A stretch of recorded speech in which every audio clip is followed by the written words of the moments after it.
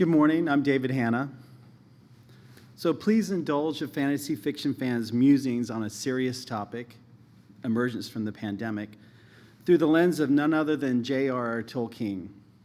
I promise you a very light touch with no obscure or obtuse character references. Well, maybe not very many at least.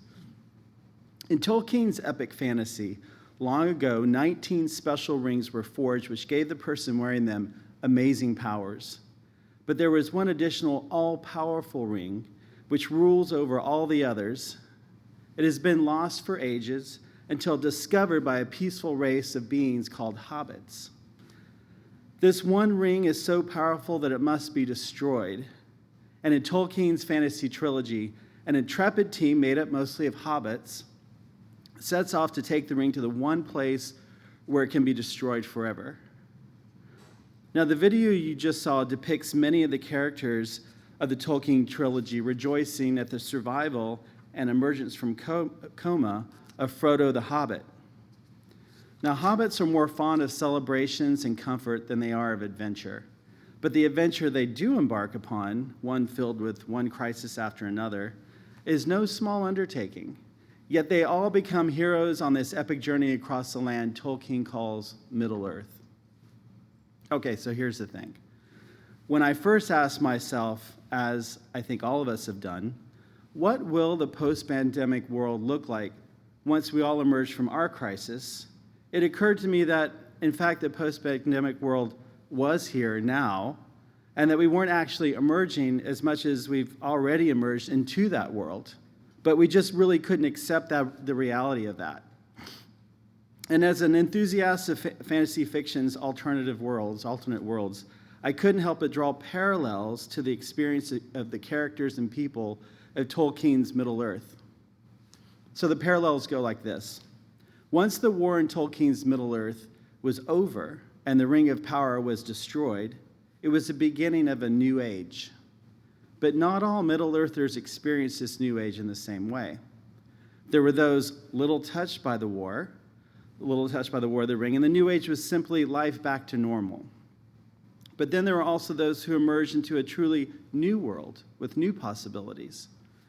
And lastly, there was a third group that saw, felt, and experienced profound loss as they emerged into the new age. Think about your own 2020 up until now. My guess is that most of us experienced some or all of these realities in our own lives since the beginning of 2020. Now let's look at that first group of Middle-earthers, those that they saw no big battles, they were mainly on the periphery of things. Their experience was mainly an interruption in the availability of resources, fewer visitors, less commerce, seeing more strange things happen. But once the War of the Ring ended, resources once again became available. Visitors and commerce resumed, and things generally went back to normal. In the theatrical version of Lord of the Rings, the hobbits of the Shire were mostly spared from the effects and consequences of the war. It was for them, your everyday run-of-the-mill hobbit, that our heroes, Frodo and his companions, sought to protect a world a world and a way of life that they so valued, to preserve it so that regular folks could resume their normal world and their peaceful lives. Like Frodo and his companions, we know well the heroes in our own world and our own lives that gave so much to ensure that so many more did not experience hardship. Of course, this includes all frontline healthcare workers, but also anyone whose small act affected someone in the pandemic. Neighbor helping neighbor, friend helping friend, stranger helping stranger.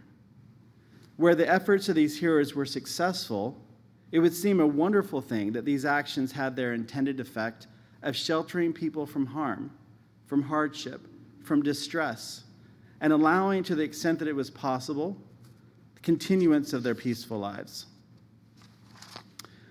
Okay, now back to Middle-earth and our second group, the one that was more touched by the events of the War of the Ring. For this group, it wasn't a return to status quo, it was a world of something different, a very changed world. Frodo's traveling companion Sam was certainly in this group.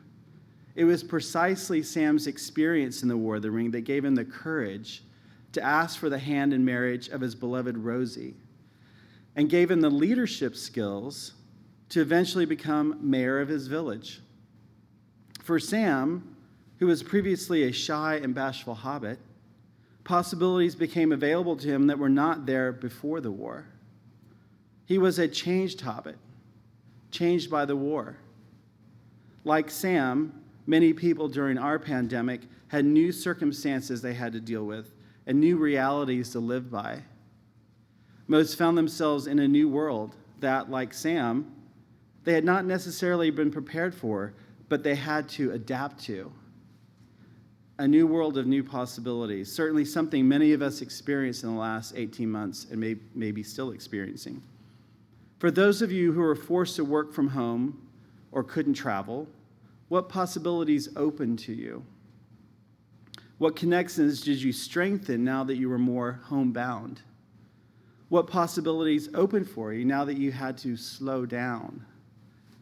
What projects finally got started, finally got finished?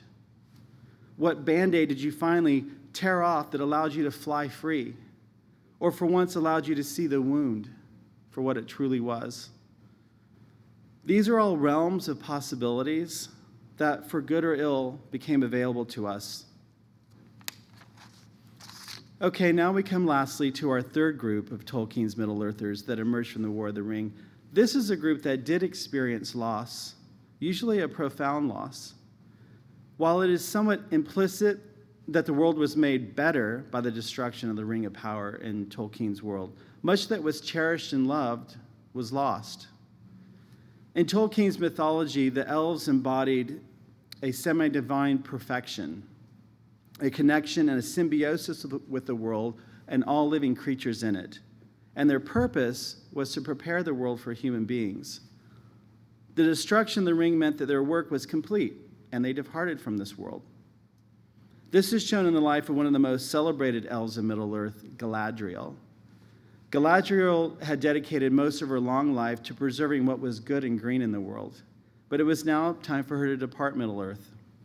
Without elves like Galadriel present, it was going to be a changed world, one with less magic, less enchantment. For those friends and loved ones lost in our own world during the pandemic, we've similarly had to face a world with less magic and less enchantment. Yet at the same time, we've sought ways to celebrate and honor the gifts that they brought and left to this world and to our lives. We've also been forced to reconcile with the loss of physical human interaction that we naturally all took for granted and take for granted. Celebratory social gatherings, hugs and kisses upon greeting, crowded bars and restaurants on a Friday night, wall-to-wall attendance at weddings and funerals. Things not gone forever, I'm happy to say, but things we lost for too long. Most people I've spoken with since the beginning of the pandemic have experienced each of these in some measure. Parts of our lives resemble that of everyday hobbits and return to status quo. Parts of our lives open to new possibilities, like Sam's. And parts of our lives saw irretrievable loss, like Galadriel's. Let us give gratitude for those who gave their time, their energy, and dedication to preserve the world as it is, to maintain as much of the status quo as possible, and to deflect as much hardship as possible. And let us offer hope to those whose worlds open to new possibilities and wish that those new possibilities created worlds of more promise for them. Finally, let us offer strength and compassion for those who experience loss, and faith that they might find ways of honoring and expressing gratitude for the lives of those that they lost. As we all emerge, let us keep in mind what is one of my favorite quotes from Tolkien. It is not the end, it is the beginning. You cannot falter now.